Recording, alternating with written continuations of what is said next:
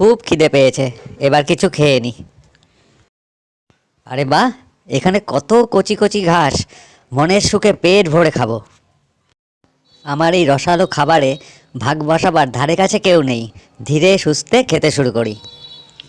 ওহ কি স্বাদ, শরীর মন দুটোই পরিতৃপ্ত হয়ে যাচ্ছে। আরে বাঘটা তো এদিকেই আসছে। ধুর, তৃপ্তি করে খাবার সময় যত আপদ এসে হাজির হয়।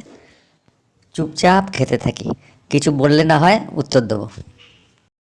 বাহ বাহ বাহ, তুই তো দেখছি খুব মজা করে কচি সবুজ রসালো ঘাস খাচ্ছিস। দিব্যি আছিস তুই। ঘাস আবার সবুজ হলো কবে রে? নীল ঘাসকে তুই সবুজ দেখছিস? তোর তো চোখে চিকিৎসা দরকার। কি বললি? ঘাসের রং নীল? মূর্খ গাধা কোথাকার, ঠিকভাবে রং দেখতে পারিস না, আবার বলছিস আমার চোখের চিকিৎসা দরকার? নীল ঘাসকে সবুজ ঘাস বলছিস? তোর মাথা নির্ঘাত খারাপ হয়ে গেছে। ঘাসের রং নিয়ে বাঘ আর গাধার মধ্যে বেঁধে গেল তুমুল গন্ডগোল। কি বললি? আমার মাথা খারাপ হয়ে গেছে? আমি রং চিনি না, এত বড় সাহস! এই কি হয়েছে রে? তোরা কি নিয়ে নিজেদের মধ্যে এত চেঁচামেচি করছিস?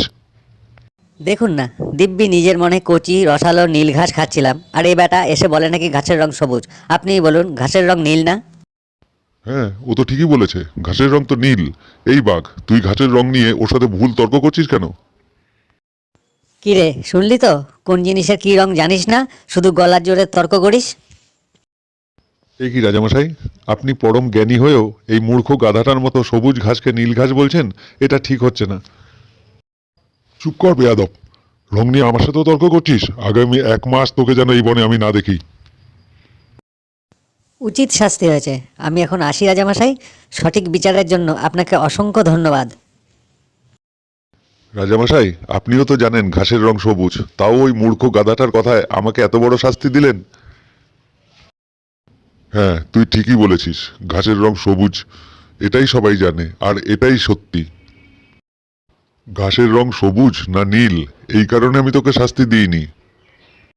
এত শক্তিশালী প্রাণী হয়েও তুই ওই মূর্খ তুচ্ছ গাধাটার সঙ্গে তর্ক করেছিস, তাই আমি তোকে শাস্তি দিয়েছি।